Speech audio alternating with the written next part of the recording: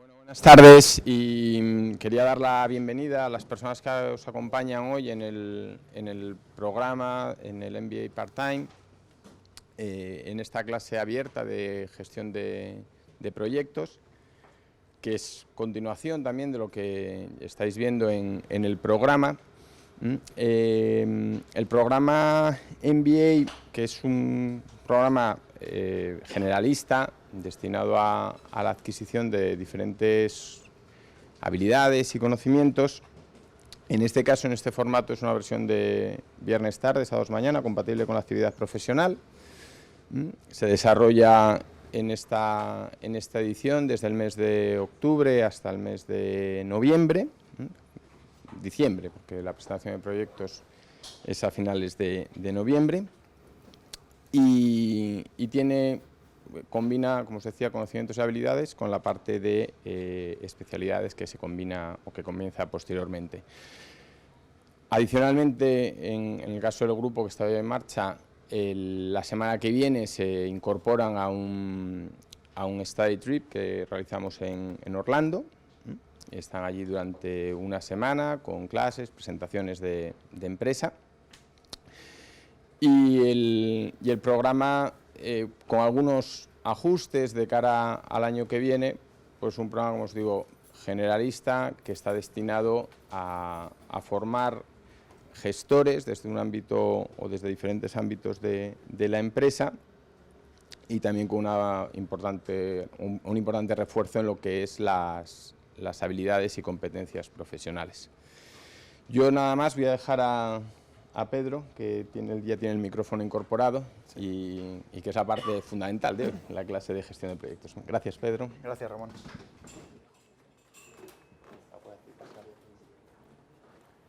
Buenas tardes a todos. Bienvenidos a la ya quinta clase de gestión de proyectos o Project Management. Como sabéis, hoy es la última clase que vamos a dar de la parte teórica, y la clase del próximo día es la parte en que vais a tener que presentar los casos que hemos puesto en clase y que os he pedido que resolváis, que será una presentación corta de cada equipo, de 20 minutos o así, y luego 10 minutos de comentarios y análisis de lo que se ha presentado. Entonces, como todos los días, voy a empezar hoy con un pequeño resumen de lo que hemos dado el día anterior. Hoy voy a ir un poco más allá y voy a haceros un pequeño resumen de todo lo que hemos dado en todos estos días, para intentar que os quedéis con una visión general.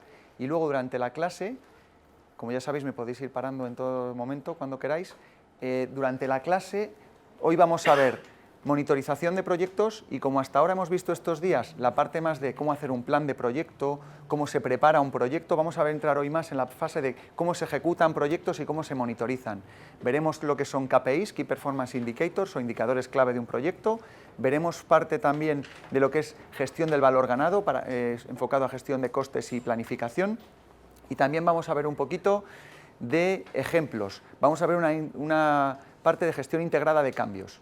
Voy a intentar que os quedéis con el concepto de cómo se gestionan los cambios en un proyecto, ¿de acuerdo? Entonces, muy rápido, lo que hemos estado viendo en la asignatura es, primero, ¿qué es un proyecto? Estuvimos viendo ejemplos. La gestión de proyectos es muy típica de proyectos, empezó a principios del siglo pasado con gestión de proyectos militares, proyectos gubernamentales, luego empezó a implementarse en proyectos un poco más complejos tipo transbordadores espaciales, se pasó luego más tarde a la construcción, y hoy en día están implementados casi en todos los sectores, desde la informática, donde se aplican técnicas de gestión de proyectos rápidos, hasta la aeronáutica, que es el área que ya conozco yo más, como os he comentado, el área del automóvil, y como os he dicho, construcción, en múltiples ámbitos. Entonces, aquí lo que estamos dando en esta asignatura es metodología PMI. Y da un poco como base, y luego yo lo he complementado todo lo que es la asignatura con un poquito más de cosas prácticas basadas en mi experiencia, en una serie de libros que podéis encontrar en las bibliotecas, intentándolo un poco enfocar con un eminentemente práctico. Lo que es la examinación de PMI, esto no es un curso exclusivo de PMI, está muy orientado a procesos, a la parte de procedimentar un proyecto. Aquí en la asignatura estamos combinándolo con una parte muy práctica. Entonces es muy importante que os quedéis con la parte práctica. Vimos que un proyecto realmente lo que es un problema con un plan de acción. vimos que no sabemos cuál es la solución a nuestro problema. Estuvimos viendo que lo que estamos viendo aquí, la gestión de proyectos, es intentar darnos una serie de pautas o de ayudas, procedimientos para hacer de director de orquesta en lo que es un proyecto, tanto como project manager como oficina de gestión de proyectos, lo que se suele conocer como PMOs. Y aquí me gustaría matizar lo que os conté el otro día. Os dije que principalmente hay 3 cosas que hay que conocer a la hora de gestionar un proyecto, y me quedé corto, voy a decir una cuarta. La primera era la parte de conocimiento del sector. Para gestionar un proyecto hay que conocer el sector donde se está desarrollando, hay que conocer tu producto. La segunda parte es, para gestionar proyectos hay que tener conocimientos de gestión en general, soft skills, gestión de personas. Y tercero, conocimiento de metodología de gestión de proyectos. Estas 3 son las 3 patas básicas para llevar proyectos, pero se me olvidó una cuarta. ¿A alguien se le ocurre cuál sería esa cuarta? Esto es como lo de las P's de marketing. Eso es una P, se llama pasión. Me explico, no quiero parecer demasiado flipado de los proyectos, aunque lo soy. Os cuento, pasión es eso que cuando llegas un viernes y estás muerto de cansancio y parece que lo quieres mandar todo a la porra, te hace levantarte al día siguiente con ganas de volver al trabajo. Pasión es que lo que haces te guste, y si te gusta, te tomas las dificultades como retos. Es la famosa cosa de los retos y las dificultades. Quiero que sepáis que gestionar proyectos o estar metido en proyectos es que te gusten los retos, y que te gusten retos tiene su parte bonita y su parte menos bonita. La parte menos bonita es que si no tienes pasión y no tienes fuerza, es duro, porque en lo que era, ¿os acordáis que definimos lo que era un proceso? Que son tareas que están planificadas, todo el mundo sabe lo que tiene que hacer. En un proyecto os he dicho que es un problema con un plan de acción. La gente no sabe lo que tiene que hacer. Entonces habrá partes en un proyecto que la gente sabe lo que tiene que hacer y partes en las que se va aprendiendo por el camino. Y para hacer esto hay que amar y que te guste donde estás metido. Porque eso te hace que la parte que no tienes planificada o que no tienes conocimiento sobre ella, la amortigues con pasión y con ganas. Y eso es muy importante, quiero que lo sepáis, porque al igual que creo que en todo trabajo tienes que tener cierto grado de pasión, en un proyecto tienes que tomarte tu profesión como un reto. Es muy importante esto que estoy diciendo. Luego, si os acordáis, vimos, entrando ya en lo que era la parte de metodología de Project Management del PMI, vimos que los procesos que existen en un proyecto son el inicio, la planificación, la ejecución, el control y por último el cierre. Estuvimos viendo cómo se definía cada una de estos procesos, vimos cómo se ejecutan en el tiempo, el orden que llevan, inicio, planificación, ejecución y control y cierre. Estuvimos viendo también las áreas de conocimiento que nos describe el PMI. Son las áreas, es decir, son todas esas áreas que yo tengo que plantearme, pensar sobre ellas cuando hago un plan de proyecto, el alcance, los plazos, los costes y la calidad, que eran los principales, y luego tenemos las de soporte, que eran recursos humanos, comunicación, riesgos y compras. Si os acordáis, también estuvimos viendo que todas las áreas de conocimiento barren a través de todos los diferentes procesos que hay en un proyecto.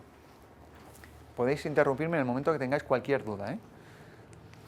Y vimos que en todos esos procesos, cuando ya los he cruzado con mis áreas de conocimiento, me salen lo que se llaman entregables, en inglés deliverables. Y estuvimos viendo que en la fase de inicio y viabilidad, lo que tengo, si os acordáis, las 2 cosas principales de un proyecto, y son el plan de proyecto y el business case. Vimos que en la fase de inicio se llama preplan de proyecto, porque conozco poco mi problema y ni siquiera todavía me han dicho si voy a hacer un go o no go. No tengo financiación, lo que me estoy planteando es qué quiero hacer, lo estoy preparando, me propongo un preplan de proyecto que tiene que estar totalmente en línea con el business case preliminar. Es decir, yo me planteo qué tengo que hacer y me evalúo financieramente lo que voy a hacer. Si eso no cuadra, si no hay un maridaje entre lo que planifico que voy a hacer y lo que me va a costar, lo que acabaremos será en un problema. En un problema porque me faltará presupuesto o no me habré planteado bien todos los recursos que necesito para ese proyecto. Cuando termina la fase de inicio, se hace un hito que se llama el go o no go, me dicen si me dan financiación o no, paso a lo que es la fase de planificación, lo que hago es revisar una y otra vez ese plan de proyecto hasta que lo tengo totalmente controlado y creo que tengo un nivel de confianza sobre lo que voy a hacer como para meterme en la aventura, y el business case. Y una de ellas se ha revisado, que sabéis que es un proceso iterativo. O sea, el preplan de proyecto no es una vez, lo hago varias veces, hasta que tengo un preplan de proyecto bueno. Cuando ya me han dado la financiación, me meto en lo que es el plan de proyecto y es iterativo. Y luego ya entraremos en la fase de ejecución y control, donde están ya lo que se conocen como los entregables propios de un proyecto.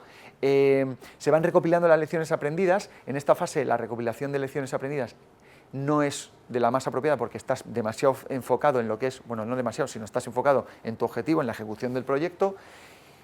y en la fase de cierre se haría más esa recopilación de lecciones aprendidas de una manera más sistemática. Sí, muy importante, esos entregables tienen que ir con evidencias. Cuando yo voy cumpliendo hitos o voy yendo a lo largo de mi proyecto, tengo que ir demostrando con evidencias que he cumplido esos hitos. Y cuando termina la ejecución y control, entramos en la fase de cierre, que es cuando ya he entregado todos los entregables principales del proyecto. Y en la fase de cierre lo que se hace es mirar para atrás, ver lo que he hecho, recojo lecciones aprendidas, hago un chequeo, una checklist de todos esos requerimientos que tenía mi proyecto y entonces cerraríamos el proyecto. Vimos lo de los stakeholders, ¿os acordáis? Decíamos que un proyecto es como una partida de ajedrez. Los stakeholders, es decir, los interesados en el proyecto, que van desde personas físicas hasta organismos como pueden ser gobiernos, organizaciones, agencias, empresas, todo lo que pueden tener influencia sobre mi proyecto, tengo que tenerlos en cuenta. Vimos que los factores influyentes en un proyecto son tanto internos en mi proyecto, lo que hay dentro de mi proyecto, mi empresa, mi proyecto y demás, a los externos a mi empresa, el entorno empresarial, el entorno económico, y los soft skills. Estuvimos viendo, si os acordáis, algunos ejemplitos de técnicas de negociación, vimos un poquito cosas de la parte de gestión de personas y de cómo se influyen las nacionalidades de las personas en un proyecto y cómo hay que comunicar. Luego estuvimos viendo en qué consiste un plan de proyecto y qué capítulos tiene. Entonces, muy importante para revisar, primero tengo que tener muy claro cuáles son mis objetivos del proyecto, mi meta, luego mis objetivos y mis requerimientos. Cuando tengo muy claro eso, paso a hacer lo que es la Work Breakdown Structure o la estructura disgregada de trabajo, es decir, identifico todas las tareas principales de las que se compone mi proyecto. Una vez tengo claro eso, paso a definir qué recursos dispongo y dónde los quiero empeñar esos recursos. Cuando esos recursos no sean necesarios o no quiera disponer de ellos para este proyecto, paso a la parte de compras y defino qué quiero comprar o qué no quiero comprar, siempre teniendo como referencia esa estructura de trabajo que es los diferentes paquetes, cómo los asigno tanto en recursos internos como en compras. Luego pasamos a la parte de planificación. La parte de planificación es cuando sé lo que tengo que hacer, digo el cuándo. ¿Cuándo lo voy a ir haciendo? Es muy importante. Vimos que el cuándo también depende de qué recursos tengo. Si tengo recursos infinitos, puedo hacer las cosas muy rápido. Cuando una empresa tiene recursos finitos, no se pueden hacer tan rápido. Tienes que tener en cuenta esos recursos. Cuando yo tengo la planificación, los recursos, todos los capítulos anteriores, pasaría a saber qué presupuesto necesita mi proyecto. Eso se engarzaría totalmente con lo que estamos hablando del business case. Y luego, para darle redondez al proyecto necesitamos tener muy claro cómo vas a monitorizar el proyecto, cómo lo vamos a controlar y qué riesgos tiene. Cuanto más agresivas hayan sido mis hipótesis de partida a la hora de elaborar estos capítulos, mis riesgos serán más altos. Cuanto menos agresivas sean mis hipótesis de recursos, de costes, etc., los riesgos serán más bajos. Para que os acordéis, meta, objetivos y requerimientos cuando defino el alcance de un proyecto, muy importante quedarse con ello. Si os acordáis, estuvimos diciendo, si yo no comunico a mi equipo qué estoy esperando de él, qué estoy esperando de este proyecto, la gente no se lo puede inventar, tengo que comunicar, es muy importante. Las 3 palabras que me oís a todas horas. El objetivo, un project manager, un gestor de proyectos, tiene siempre en mente 3 cosas. Coste, tiempo y calidad. Calidad entendido como performance de mi producto, prestaciones de mi producto. Esas 3 palabras siempre que evaluéis un aspecto de un proyecto, esas 3 cosas tienen que estar en vuestra mente. ¿De acuerdo? Sobre todo a los que somos ingenieros, al principio nos cuesta y nos focalizamos mucho en esta. Luego pasamos a esta. Y ya cuando ya llevamos unos cuantos años conseguimos que el coste nos haga mella. Pero es importante tener en cuenta la esfera de las 3 cosas. Y os acordáis que cuando influyo en una, las otras 2 se ven afectadas. No puedo variar el tiempo de un proyecto sin influenciar o en las características del proyecto o en su coste. Y no puedo influenciar en el coste sin tocar las otras 2. En cuanto a la estructura detallada, os acordáis las tareas en las que se compone mi trabajo. Y luego, muy importante, para recopilar, si os acordáis, en la clase de definición de que aprendimos a gestionar el tiempo, vimos cómo se utiliza el OpenProj, el software muy parecido al Microsoft Project y que es de código abierto y que me permite hacer planificaciones. Si os acordáis, vimos una serie de pasos. Quiero que os acordéis muy bien de los pasos. Lo primero siempre es identificar qué actividades tengo que hacer. La segunda parte sería tener muy clara cuál es la secuenciación de actividades, qué relación hay entre ellas en un diagrama de flujo, ¿de acuerdo? Luego, Estimación de la duración. Este diagrama no tiene en cuenta duraciones, no tiene en cuenta tiempo, solo la relación entre actividades. Tengo que saber qué duración tiene. Luego dijimos que el diagrama de red normalmente no hace falta hacerlo, es una parte muy teórica. Nosotros pasábamos directamente a ver cómo el OpenProg, metiendo ¿os acordáis? Directamente esas actividades, pinchando en cada actividad y rellenando los campos, sabiendo la definición de actividades, qué secuencia tenían y su duración. El software ya trabaja para nosotros y nos hace el cronograma con las barritas representando el tiempo, la duración de las actividades. Y dijimos que lo que estábamos aprendiendo es a utilizar el método del camino crítico, el camino crítico, que es el camino aquel que me marca la duración más larga de una secuencia de actividades, y es la que marca la duración del proyecto. Y vimos que una planificación típica podía tener este aspecto, donde se ve, esto es un diagrama de Gantt típico, siempre hay una serie de actividades que tienen lo que se llama holgura. Marcábamos en rojo el camino crítico, es decir, aquellas actividades fijas en el tiempo que son las que me marcan esta, después esta, después esta y después esta, las que me marcan la duración de mi proyecto, las que me dicen cuánto voy a tardar en hacer mi proyecto, y luego las actividades, el resto de actividades del proyecto que tenían una serie de holguras con las que podíamos jugar. Holguras quería decir que esta tarea, mientras yo la termine entre este punto y este punto, puedo jugar con ella a lo largo de la duración del proyecto. ¿Y para qué utilizábamos esas holguras, si os acordáis? Pues cuando hagamos el análisis de gestión de recursos disponibles, lo que hacemos es poner esas tareas de manera que mis recursos estén optimizados en el tiempo. Estoy yendo muy rápido, lo sé, pero es simplemente porque estamos viendo el resumen. Si alguno tiene una duda, me levanta la mano. Y al final, como veíamos, teníamos el cronograma conociendo nuestras holguras, porque si no las conocemos estamos perdidos, porque no podemos jugar. Si tuviésemos recursos infinitos, sí, pero no los vamos a tener. Pasamos a tener un listado de recursos disponibles, valoramos esos recursos, el coste horario, si os acordáis, valoramos cuánto costaba utilizar ese recurso, vimos que había diferentes técnicas para valorar recursos, desde por analogía, un análisis más desglosado y más técnico, etcétera. Luego asignamos esos recursos a las diferentes tareas que tenemos definidas, y entonces lo que pasaríamos sería tener una planificación que hay que ajustar, hay que jugar con esas holguras para que los recursos que dispongo puedan realizar ese trabajo que he esperado, porque es muy raro que de primeras yo sea capaz de asignar los recursos a mis diferentes tareas a la primera bien. Acordaros que luego además esto es un proceso iterativo, tendré que chequear posteriormente con los departamentos involucrados si me pueden dar más recursos, si no, si ese recurso puede hacer horas extras. Estuvimos hablando de todas esas pequeñas casuísticas y detalles que me permiten gestionarlo. Un ejemplo era este, si os acordáis, vimos que aquí teníamos el camino crítico del proyecto en rojo, luego estas tareas de aquí tenían holgura marcada en naranja, pero a mí me salía de primera, según hacía la primera planificación, una curva de recursos bastante fea. ¿Por qué fea? Porque yo tenía que ser capaz de coger recursos en mi empresa o de fuera, de 6 personas, a la sexta semana quitar a uno, a la séptima quitar a más de la mitad del equipo, luego aquí me sobraban. Esto no es una curva de recursos eficiente. Estuvimos hablando, si juego con mis holguras, ¿qué es lo que puedo conseguir? Puedo conseguir mover mis tareas de manera que me quede una curva de recursos equilibrada, que sea gestionable a nivel de recursos humanos, a nivel de gestión de personas. En el business case lo que vimos simplemente, recordaros que tiene que estar totalmente en maridaje con el business plan, con el plan de proyecto.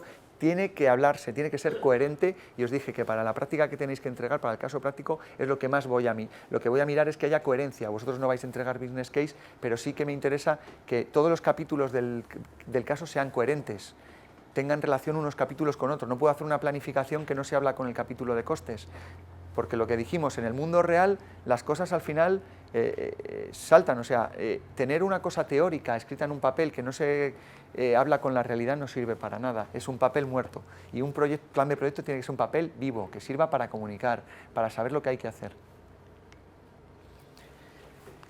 ¿Alguna pregunta hasta este punto?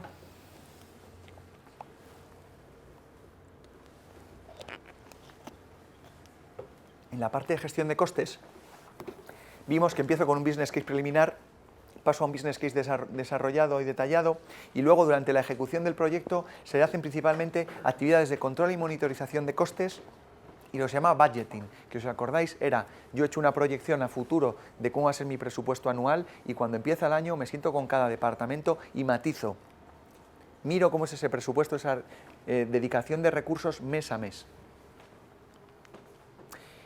El último día estuvimos viendo la gestión de riesgos. ¿Os acordáis? Os dije, es uno de mis capítulos favoritos. ¿Por qué?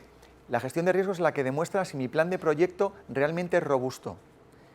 Como yo identifique mis recursos, mis riesgos, perdón, quiere decir así tengo yo hecho mi plan.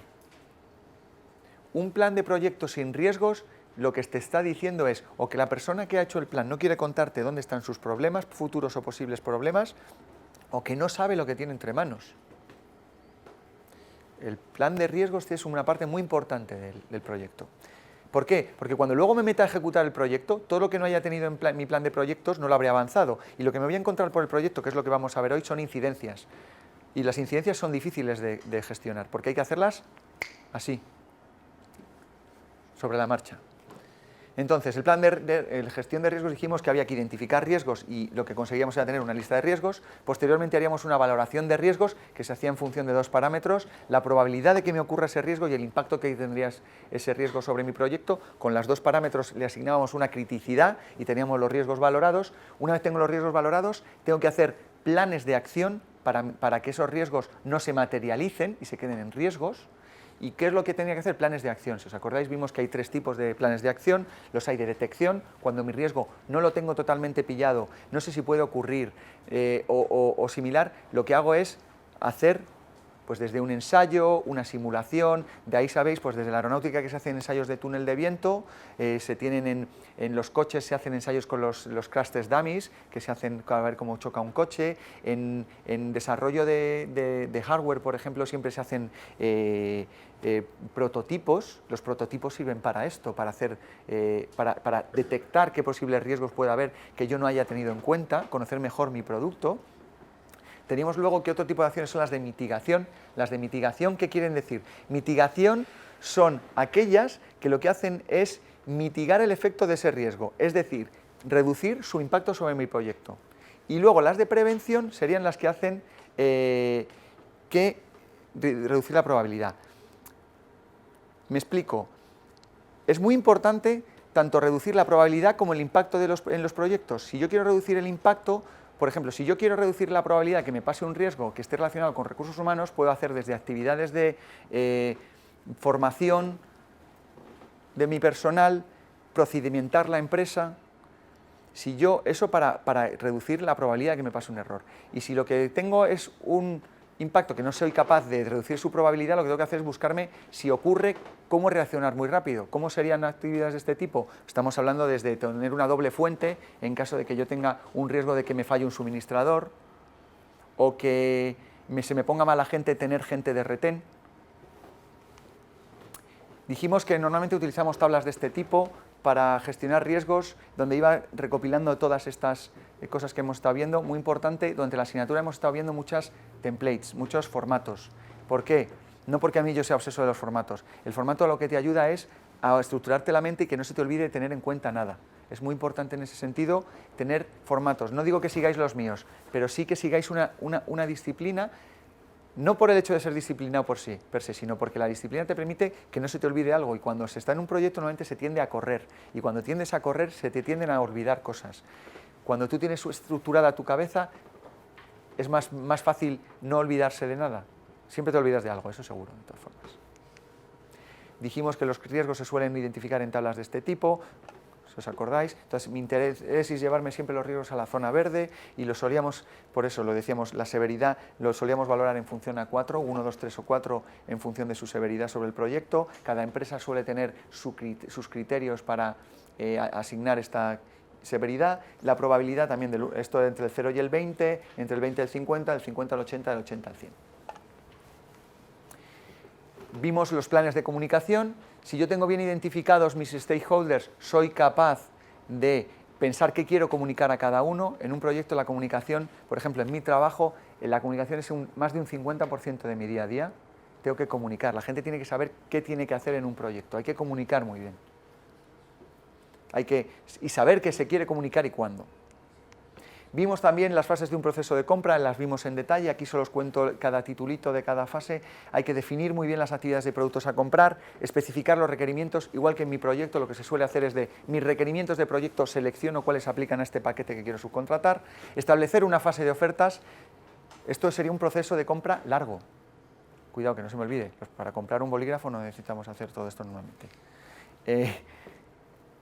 analizar las ofertas y seleccionar una y contratar y administrar el contrato. Vimos un poco la diferencia entre lo que sería un departamento de compras y otro de supply chain. En empresas muy grandes, con contratos muy complejos, lo que se suele hacer es tener un departamento de compras que es el que llega hasta aquí, y una vez contratado, se le pasa al departamento de supply chain, que lo que se encarga es de gestionar la cadena de suministro. Los contratos que ya están realizados con empresas, gestionar que se cumplen. ¿De acuerdo? En muchas empresas, compras y supply chain son el mismo departamento. Cuanto más grande, más compleja, más se separa. Y hoy empezamos a ver gestión del cambio.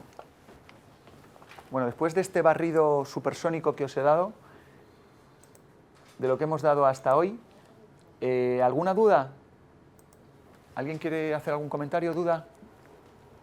Más o menos. De todas formas, ya os dije que tenéis mi correo para cualquier pregunta. Ahora voy a bajar un poco el ritmo, que he ido derrengado, y vamos a empezar con la clase normal ahora. Entonces, vamos a ver monitorización y control. A mí me gusta mucho esta parte. De hecho, porque debe ser que está, como yo que soy ingeniero aeronáutico, me gustan mucho los avioncitos, estas cosas, pues me recuerda a una cabina de control y por eso debe ser que le tengo cariño. ¿Qué son los KPIs? Cuanto más grande es un proyecto, más complejo es saber dónde estamos en un proyecto.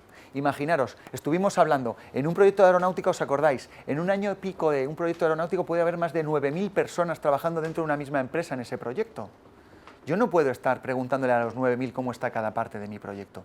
Yo no puedo dedicarme a conocer todo mi proyecto como gestor del proyecto. Yo necesito saber, primero, plantearme qué quiero saber sobre mi proyecto, qué parámetros me interesa conocer y en función de esos parámetros poder tomar decisiones. No quiere decir que solo conozca los parámetros ni que nos deshumanicemos. Es muy importante tener lo que es un cuadro de control. Y los miembros de un cuadro de control son los KPIs, los Key Performance Indicators, o los indicadores clave. Entonces, para gestionar un proyecto, muy importante, dos cosas. Conocer a tu gente, desde tomarse cafés con la gente, ir a las reuniones, hablar con la gente. Dos, tener parámetros objetivos, que son mis KPIs, para la toma de decisiones. Y desde mi experiencia os aconsejo que sin conocer las dos cosas es muy difícil tomar decisiones adecuadas en un proyecto. En un proceso de monitorización y control quiero que tengáis muy claro, yendo un poco más allá de lo que es un KPI, yo para monitorizar y controlar un proyecto tengo que tener al menos esto sistematizado, que son los KPIs, los hitos y reuniones de revisión de progreso del proyecto. No puedo estar tampoco revisando KPIs todos los días. O sí, hay algunos que sí, otros que los revisaré cada mes. Me lo tengo que plantear. Tengo que poner en qué hitos, en qué momentos me voy a ir planteando cada revisión de mi proyecto. Las reglas de información y escalación de problemas, cómo voy a comunicar la gente. Os voy a poner un ejemplo. Si yo estoy en la fase crítica del proyecto, como puede ser, tengo que entregar el primer prototipo de coche para la validación de este proyecto y a última hora resulta que hacen la prueba de motor y se rompe el motor y estoy en la noche anterior a la entrega del coche, ¿cómo creéis que reaccionaría la gente? Con pánico, exactamente. Suele haber tendencia al pánico, lo que se llama escurrir el bulto, echarle la culpa al de al lado. Para evitar ese tipo de cosas que son naturaleza humana, lo que hay que hacer es intentar estandarizar y procedimentar qué ocurre cuando hay una crisis, cuando hay que gestionar un problema. Reglas de información y escalación de problemas. Mi consejo para este tipo de cosas, no intentad que cuando la gente destape un problema no se le caiga el pelo, porque si no lo que se consigue es que en un proyecto se esconden los problemas y los detectas tú solo cuando ya no hay quien los resuelva. Por tanto, hay que buscar tener una cultura del aprendizaje sobre los fallos en tu empresa, en tu proyecto. Si no, lo que ocurre es que se agazapan, se quedan escondidos y no hay quien los saque. Sí, los sacas cuando ya te has reventado. Un proceso de gestión de cambios, que lo veremos ahora, y un proceso de toma de decisiones. Y estos deben adaptarse a las diferentes fases de mi proyecto. Entonces, como no, si esta es la quinta clase y lo he dicho en todas, ¿cómo no os voy a dar la plasta otra vez con las tres cosas que voy a estar mirando en mi proyecto? El tiempo, el coste y la performance del proyecto. Cuando yo me plantee qué tengo que monitorizar o qué tengo que ver, mis KPIs tienen que haber de los tres tipos. Si no, se me escapa algo. Es decir, os voy a poner un ejemplo. Si yo soy un project manager muy enfocado a la parte de gestión, de gestión, corro riesgo de centrarme mucho en esto y en esto. Si soy un project manager muy ingeniero, que vengo con un background muy ingeniero, tenemos tendencia a centrarnos mucho en esto y en esto muchas veces. Os estoy haciendo generalizaciones que no son realidades absolutas, ¿eh? Hay gente que tiene tendencia a focalizarse, por ejemplo, hay mucha gente de calidad que tiene una mentalidad muy focalizada a esto y a esto, y se le olvida muchas veces esto. Me explico, cada persona tiene su tendencia natural y hay muy poca gente con capacidad de ser realmente muy bueno en las tres cosas. Hay que ser consciente de ello, pero no hay que olvidarlo. Entonces, cuando conozcas que tienes tendencia a irte a no monitorizar ciertas cosas, muy importante eso, monitorizarlo, porque se nos puede ir. Se debe realizar esto siempre regularmente y luego me gustaría contaros una anécdota muy buena. Se llama la ilusión del control. Es imposible saberlo todo. Hay varios estudios hechos por diferentes organismos de psicología muy interesantes sobre esto. Por ejemplo, a nosotros en mi empresa nos dieron una charla, nos trajeron hace unos meses, en medio de la fase crítica del proyecto, se identificó que a los gestores del proyecto nos estaba costando mucho tomar decisiones. Cuando había fases de crisis o decisiones que involucraban mucho dinero. Entonces nos trajeron una psicóloga, nos dio una charla muy interesante. Nos enseñó una gráfica, una serie de ejemplos, donde la conclusión era que la mayoría de las personas tomamos las decisiones con esto. Y lo que hacemos es, nos dan un problema, al poco tiempo ya sabemos lo que queremos decidir y el resto del tiempo lo gastamos en justificar la decisión que ya tenemos aquí dentro. Por tanto, todo ese tiempo no vale para nada. Estoy exagerando. Cuidado, hay que tener cierta objetividad, analizar, y cuando estemos identificando que ya le estamos empezando a dar vueltas a las cosas, ahí ya estamos perdiendo tiempo, un tiempo muy valioso. Entonces, y eso se hace con la experiencia. Hay que tener, y eso te lo da la vida, yo por mi experiencia personal, te lo da la vida. ¿Cuándo parar ese proceso de revisarte sobre ti mismo, tu decisión? Y estoy hablando de decisiones importantes, de irte a tu cliente y decirle que no le entregas el producto en 3 meses, que te va a pegar una penalización de 1 millón de euros, o irte a decirle a alguien, lo siento, os tenemos que echar, si no la empresa se va a pique. Estoy hablando de todo en la vida, o tú mismo en tu propia vida personal. Hay muchas veces que nos enganchamos, y cuando se trata de un proyecto hay que tener conciencia de cuándo es suficiente, ya no vale de nada seguir dándole vueltas. Es difícil, ¿eh? Es muy difícil. Y la segunda cosa era la ilusión del control, que está ligada con esto. Hay mucha gente que se cree que puede tomar decisiones mucho mejores por saberlo todo. Todo. Cuando digo saberlo todo, me refiero a esto. O sea, más pantallas, y más datos, y más cifras. Y es que no lo tengo claro. Mirad, hicieron una prueba unos psicólogos en las que pusieron 2 luces y 2 botones. Y entonces le pidieron a la gente, a un grupo de personas, que cogiesen y probasen a ir tocando entre los botones y veían cómo se iban iluminando las luces.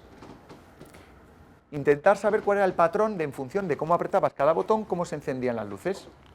Hicieron un montón de pruebas, y aproximadamente el 80% de la gente dijo que creía saber y presentó una especie de regla o de razonamiento lógico de cuál era la regla que había entre los botones y las luces.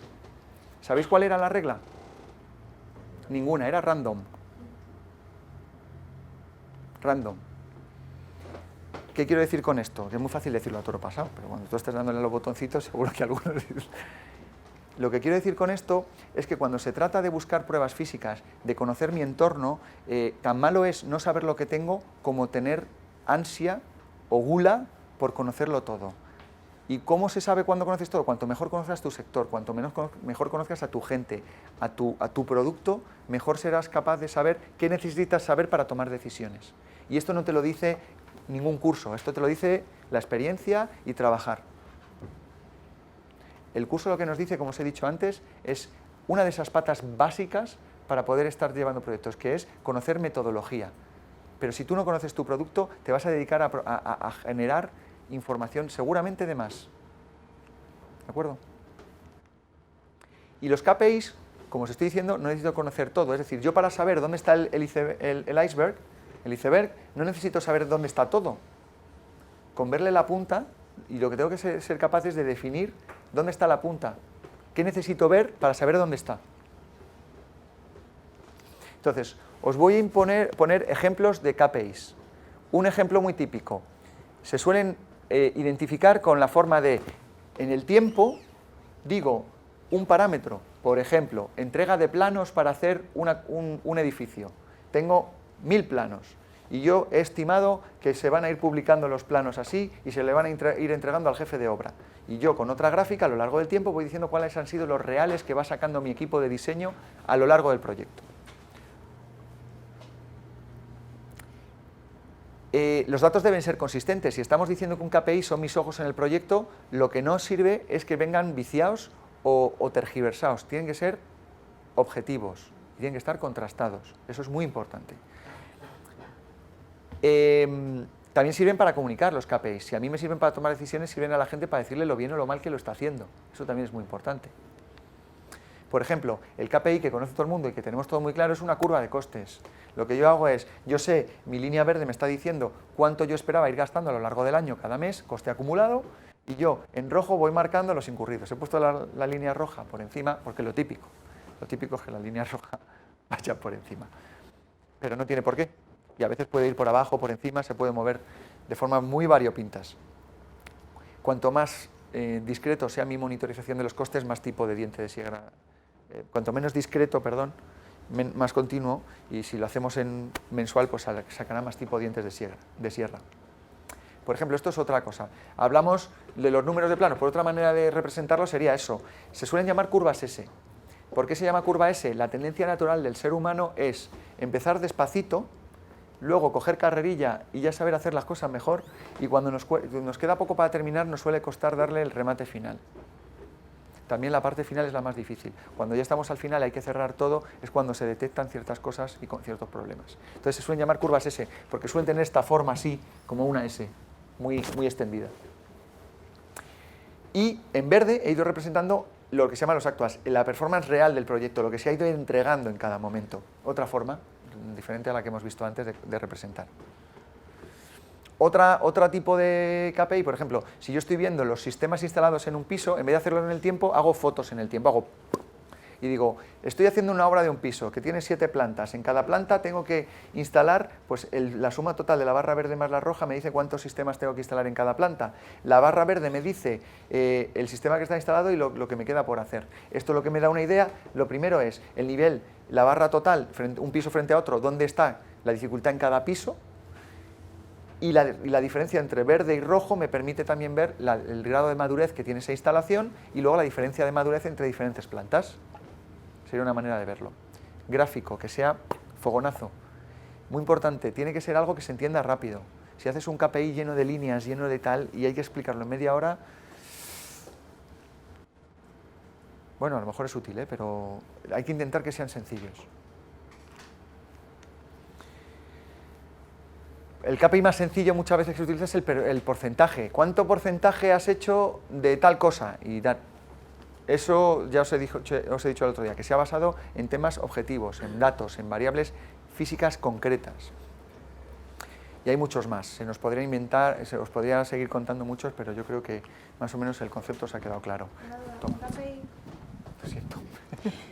Un KPI de calidad que no sea a producto final, porque el producto final ya tienes el problema de que si no cumple con la calidad. Sí.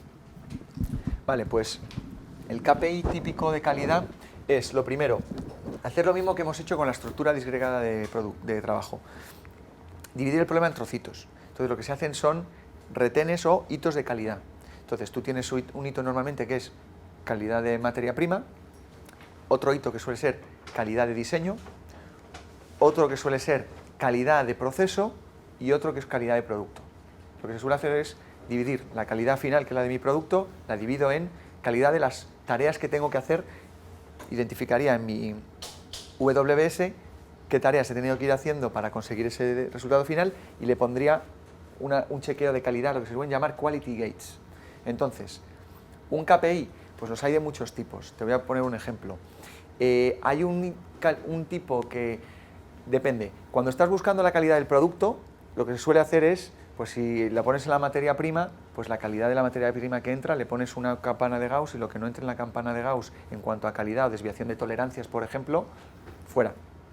Dices, yo es que he visto que para tener una buena calidad en mi estructura del coche, que va con no sé cuántas placas remachadas y tal, si las placas que me llegan de materia prima, que luego tengo que hacer un conformado, no tiene una tolerancia de más o menos 2 milímetros, luego no me cuadran las puertas del coche y no cierra bien, no tal, no cual.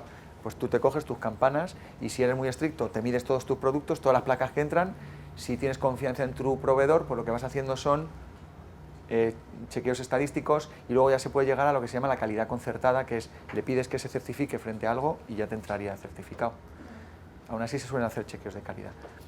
Más cosas, si tú lo que quieres, por ejemplo, es ver la calidad de un diseño, lo que se suele hacer es, cuando tú firmas un plano, poner un departamento que se dedica a la calidad del diseño para ver que el diseño o el plano tiene en cuenta una serie de normativas, se suele normar. Pues tú tienes que decir, hemos detectado en mi empresa por lecciones aprendidas que se entienden mejor los planos y hay menos fallos en taller si estas vistas se hacen de determinada manera, la letra va de determinada manera, los comentarios a los planos se hacen así, asao.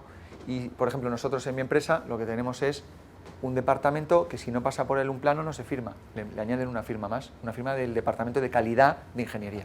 Pero eso no es de diseño de producto, eso es de diseño de documentación, ¿no? No, de producto, o sea, sí, vale, al final, lo que tú estás suponiendo es que cuanto mejor está mi documentación, mejor está mi producto. Claro, es que dependiendo de cada producto, ¿de qué depende la calidad de mi producto? Depende de muchas cosas. Depende, yo puedo tener a lo mejor un plano estupendo de maravilloso de la muerte, puedo tener un proceso productivo maravilloso de la muerte, pero si no se han hablado entre ellos, luego a lo mejor no cuadra y el producto no hace lo que yo quería. Entonces, al final lo que tú tienes que buscar en tu producto, conociéndolo bien, es hasta qué punto tienes que, porque la calidad al final lo que hace es constreñir un poco, quitarle flexibilidad a tu día a día. ¿Cuánto tienes que apretar haciendo chequeos de calidad? Tanto en proceso, como en diseño, como en materia prima, por ejemplo, para que tu producto sea muy bueno. Y cuando definas esas medidas a tomar, que sean coherentes para que sea el producto. Pero es que es muy difícil, si no hablamos de un producto en concreto, a lo mejor ponerte cosas más. No sé si estoy siendo muy abstracto. El otro día hablabas de unas pruebas que hicisteis al nuevo ALA. Sí. Ahí teníais que chequear la calidad del diseño, porque era un diseño desconocido. Sí, lo que pasa es que no era la calidad realmente el diseño. Ahí a lo mejor es un tema de nomenclatura, eso yo le llamo un requerimiento. Me explico. La calidad, mira, sí, voy a explicarme. La calidad de un producto se mide frente a qué, frente a mis requerimientos. Es decir, un producto cumple calidad si cumple los requerimientos que me ha pedido que tenga ese producto. Entonces, cuanto mejor estén definidos mis requerimientos, mejor sabré si la calidad de mi producto es la que yo estaba buscando. Entonces, por ejemplo, si a mí me han dicho que la calidad, que mi avión tiene que volar en aeropuertos donde puede haber pájaros, o miento, muchas veces te dicen este tipo de aeropuertos, tú tienes que conocer tu sector, tu producto, ese requerimiento se traduce en que en el aeropuerto te puede pasar esto y esto, disgregas tus requerimientos y se convierte en que tienes que hacer una prueba de impacto de lo que sea en el ala, en la cabina y en el estabilizador vertical. Y lo que estás haciendo son ensayos o pruebas. Pero claro, es que la calidad es un concepto muy amplio, la calidad de un proyecto realmente es todo, es todo. Entonces, para mí la calidad, entendida como gestor de proyecto, que para mí ¿qué es la calidad? Para mí la calidad es cumplir los requerimientos que me han puesto en mi proyecto. Y si yo cumplo mis requerimientos, mi calidad está bien. Porque a lo mejor a mí me han perdido hacer un coche, pero no tengo que hacer un Ferrari, tengo que hacer un 600. Si a mí me han puesto los requerimientos de un 600 y yo saco un 600 por la puerta, la calidad está perfecta. Si me han pedido que mi coche falle 1 de cada 100 y me falla 1 de cada 100 y a mis clientes me permito el lujo de que 1 de cada 100 coches me pongan una queja, yo he cumplido mis requerimientos. Esto es muy importante, ¿eh? Sobre todo para los que somos perfeccionistas. Hay que saber qué te están pidiendo. Siempre se puede ser mejor.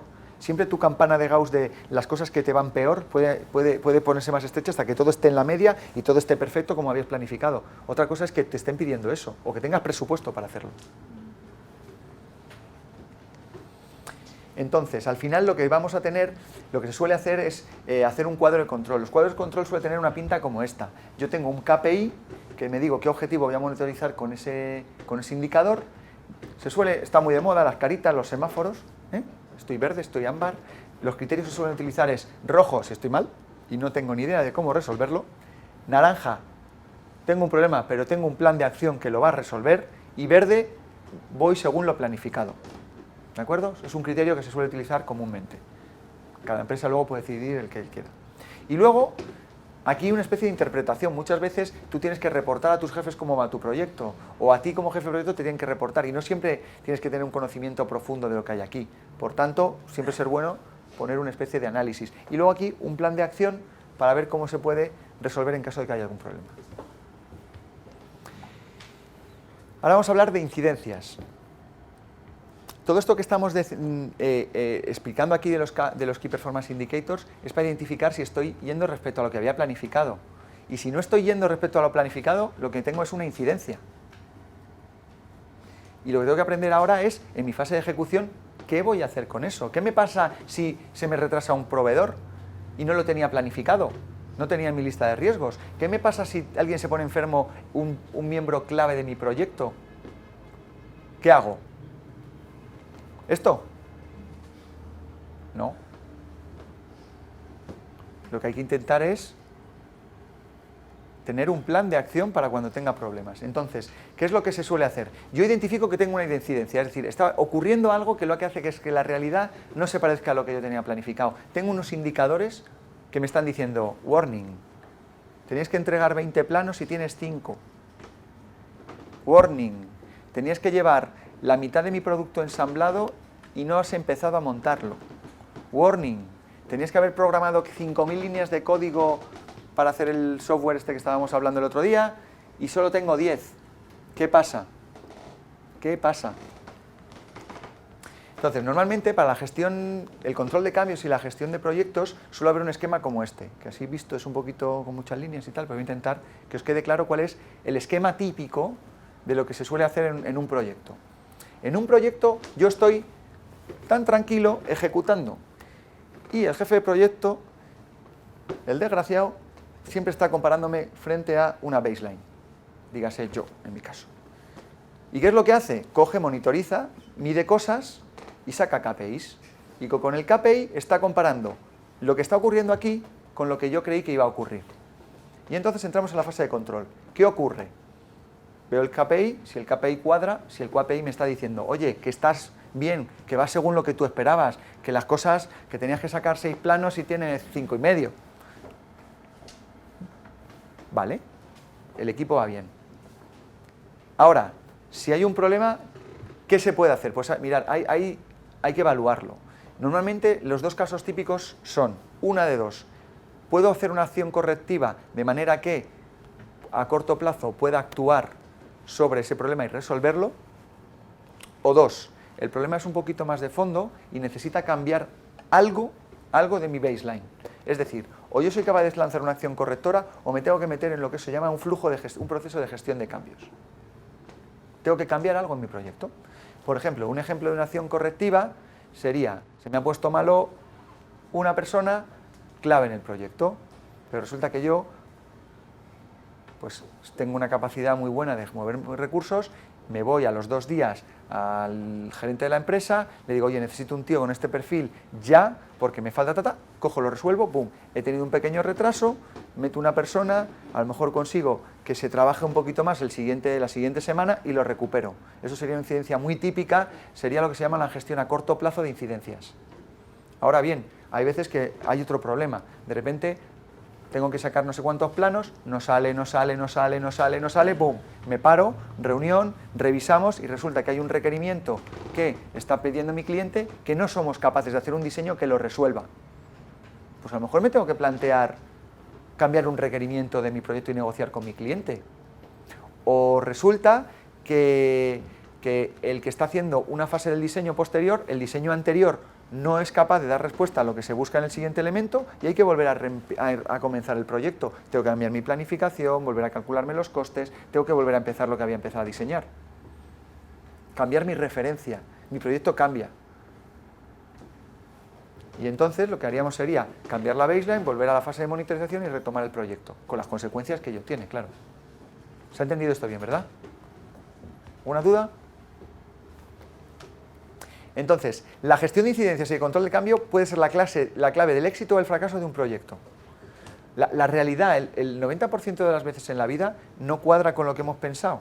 Lo importante es también tener flexibilidad a la hora de gestionar esas incidencias.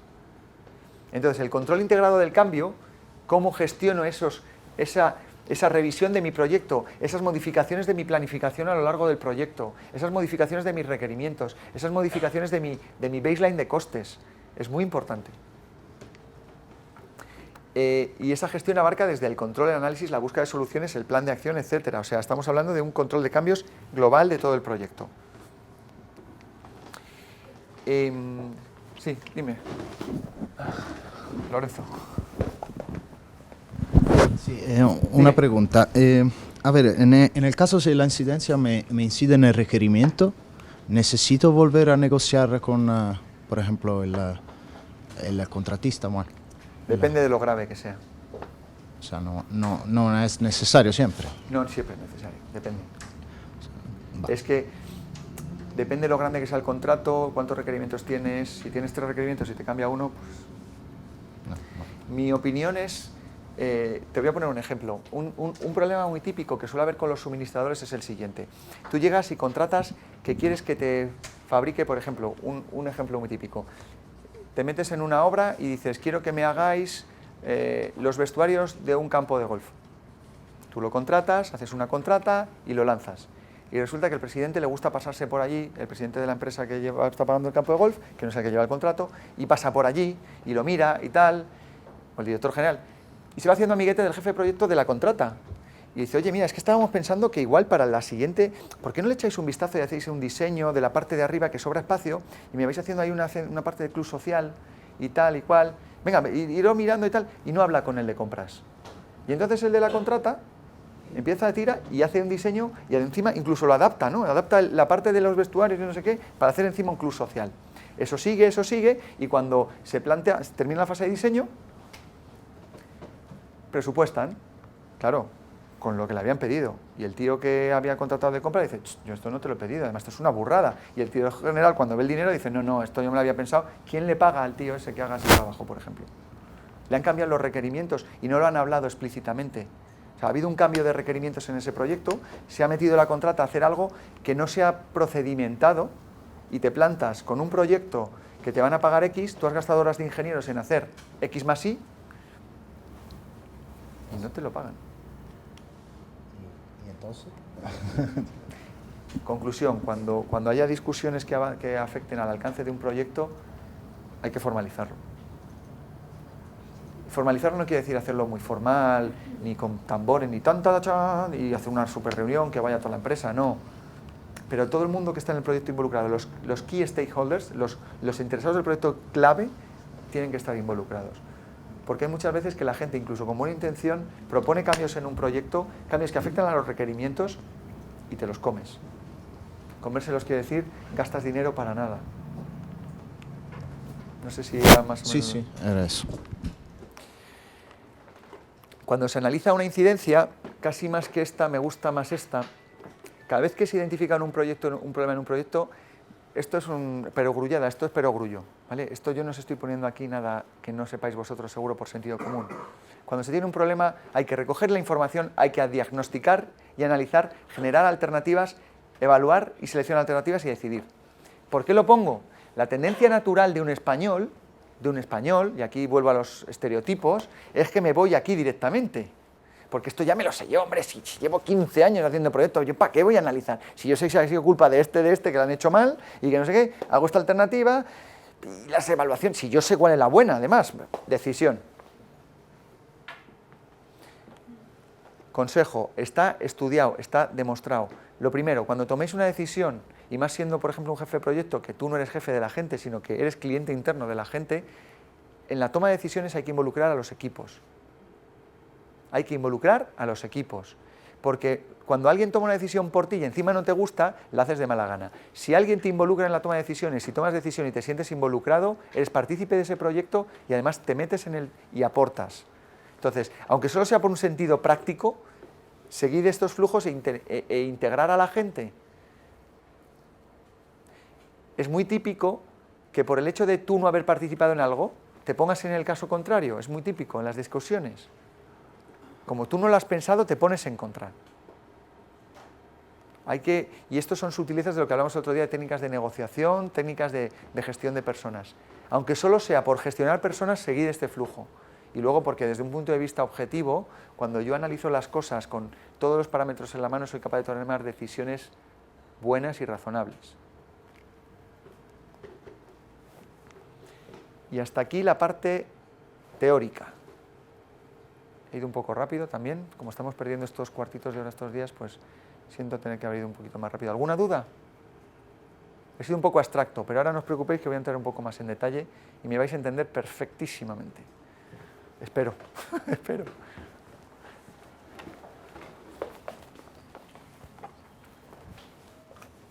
Dime. Lo del proceso de gestión de cambios, ¿en qué consiste? ¿Cómo lo tenéis hecho? Por ejemplo, en tu caso. En mi caso, mira, por ejemplo, lo que suele haber, no he querido entrar muy en detalle, porque esto es un capítulo, por ejemplo, del Project Management muy amplio, y de hecho hay un departamento que en mi empresa se llama gestión de la estructura de producto, gestión de cambios y demás. El proceso de gestión de cambios suele haber un comité, que se suele llamar CCB, según el PMI, en el que se pone una persona responsable de cada departamento. En ese comité se ponen los problemas sobre la mesa y las diferentes alternativas. Cada departamento dice los impactos que tiene en su área y en función de ese